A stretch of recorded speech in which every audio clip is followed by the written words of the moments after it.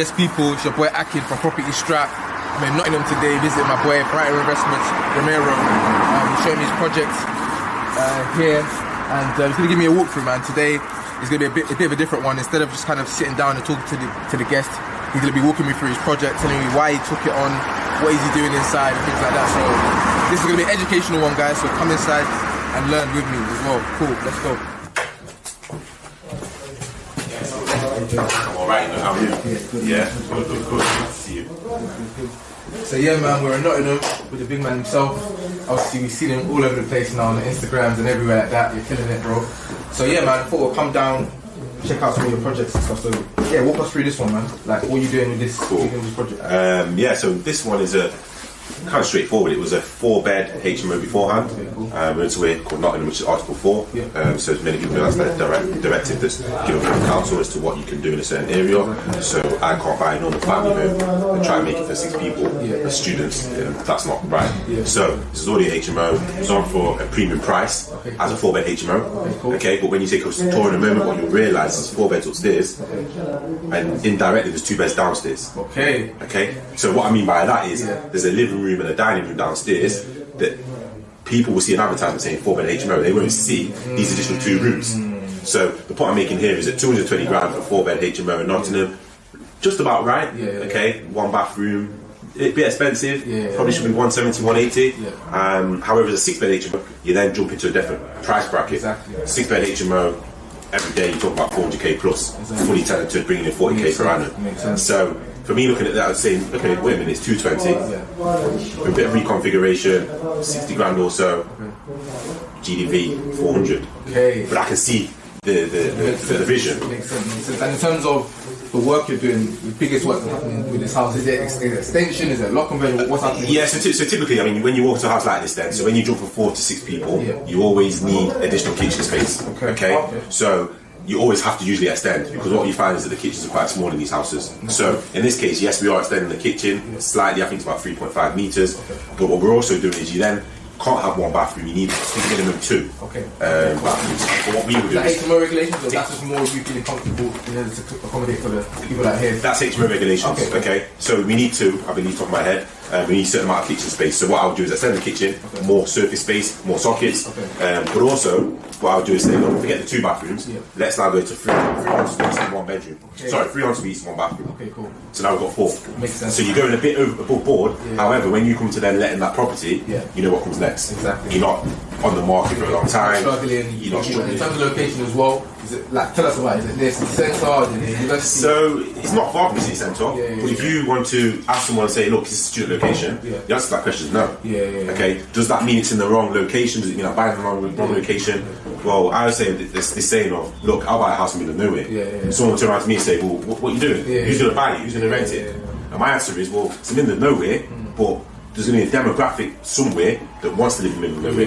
I mean, it's not that far. I mean, I've driven 6 minutes, probably like 7 minutes, 8 minutes away. There you go. So it's not the right location. However, I tell you what, you put it on the listing to students, 6-bed HMO, X price, ensuite, doesn't say around. kitchen, just new refurb. It goes. And again, I've done it many times. So you know this area well. Yeah. Cool. So and a message to anyone kind of watching to say, look, don't always think it's the right or wrong location.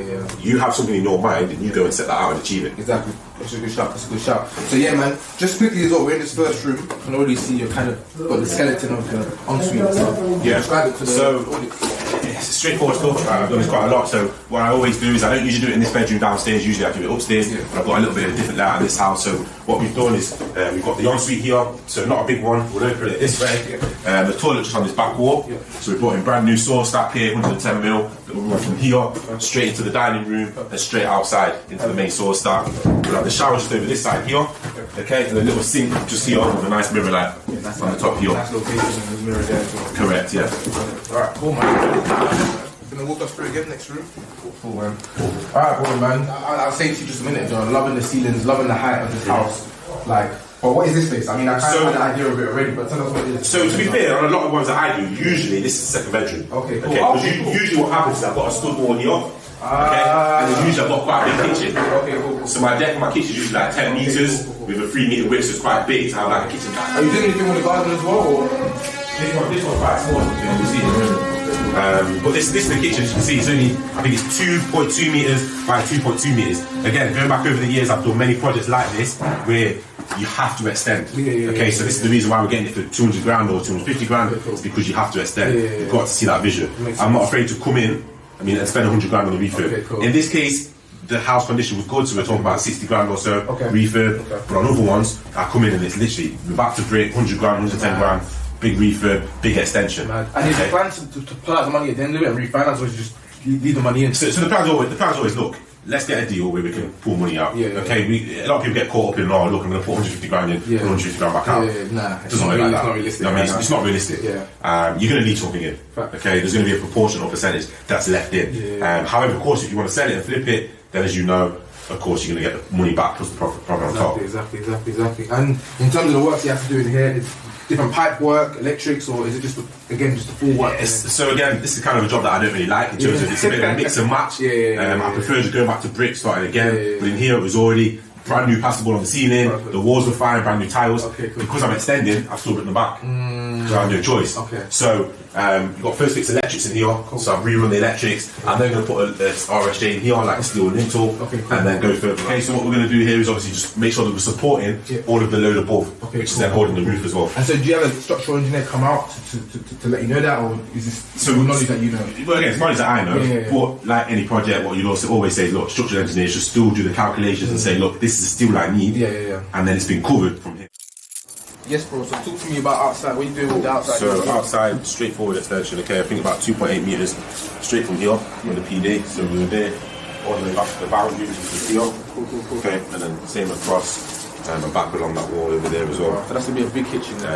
Be a good size, good size kitchen. There'll be enough, again, going back to the units for the tenants, that's the main thing. Makes sense. So you have to think about them. Makes sense. In terms of just like, as well, maybe a bit of sunlight as well, how are you gonna, because obviously you can see the mirrors and the windows here, pushing that back. Is it kind of... So what I always do on these ones, okay, my mirror's usually here. Well, sorry, my window's usually here, okay, just on this side. And all the extensions I do, I usually have one here, and still have a door that stays there as well. So that angle. Yeah, so still get sunlight. It's still good. Alright, cool, man. That's the downstairs. We're gonna go upstairs. I think there's another 2 floors that you can see in it. So yeah, we'll see what else you come up with. I took a little bit of room from this bedroom and then straight into the bedroom. Okay, and then the lad downstairs doing the second fix electrics, and he moves down, and then he moves down.